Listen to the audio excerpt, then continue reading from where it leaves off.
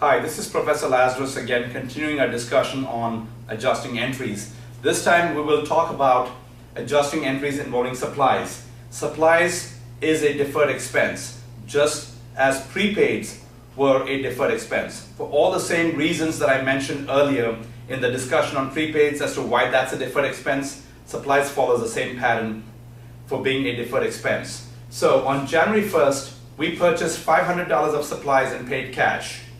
Again, on January 1st, we purchased $500 of supplies and paid cash. So we debit supplies to increase our supplies account, credit cash to reduce our cash.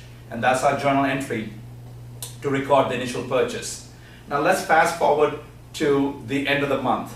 When we fast forward to the end of the month, we take a physical count of how much supplies is left. And when we take a count, we find out that we have $200 of supplies left on hand. Remember, we bought $500 at the beginning of the month. Now we have $200 left. What does that mean? That means, assuming that there was no theft and no spoilage, you used up $300 of supplies.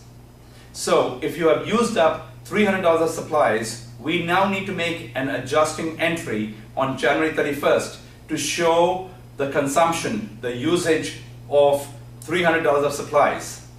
That's your supplies expense account that would reflect the consumption.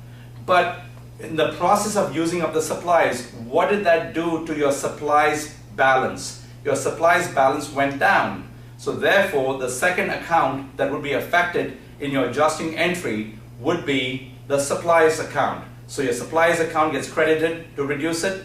Your supplies expense account gets debited to increase it. So your adjusting entry at the end of the month would be debit supplies expense for $300 and credit supplies for $300. Be careful, because $300, you're making the entry for what was consumed, not for what was left behind. Remember, we had $200 left behind, but the consumption was $300. So the entry you're making, the adjusting entry you're making, is to show how much supplies you used up, $300.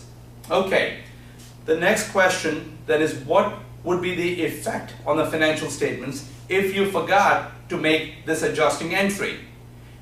If you get this question in the exam, it would be helpful to write out the adjusting entry first. So when you write it out, then it's easier to answer it in terms of what would happen or what would be the effect on the financial statements if you did not make the entry. So in this case, if you did not make the entry, what would happen is your supplies expense would be understated, would go down, and as a result of that, your net income would be overstated. Your net income would increase, and your net income gets closed out into retained earnings or capital, so your equity also would be overstated. At the same time, your supplies asset also would be overstated. So this would be the effect on the financial statements if you did not, or if you omitted the adjusting entry for supplies. The next question here is, are the books still in balance if you omitted this entry? And the answer is a resounding yes. Your books are going to be wrong, but they will still be in balance. How can I say that? Well, let's look at the accounting equation. Assets equals liabilities plus equity.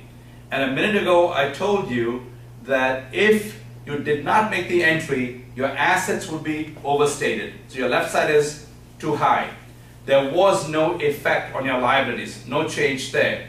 But your equity also will be overstated because, as I just mentioned again, your net income was going to be overstated, and net income gets closed out into your equity accounts like retained earnings or capital. So assets are overstated on the left side, equity is overstated on the right side, both by the same amounts. So you will still be in balance, but again, your accounts are all wrong in there. And this again is a danger in accounting. You could be lulled into a false sense of security because you are in balance and you assume that everything is correct, but as I just demonstrated to you, you are in balance but your numbers are wrong, or the account balances could be incorrect in there. And so this basically will conclude our discussion on adjusting entries involving supplies. Thank you.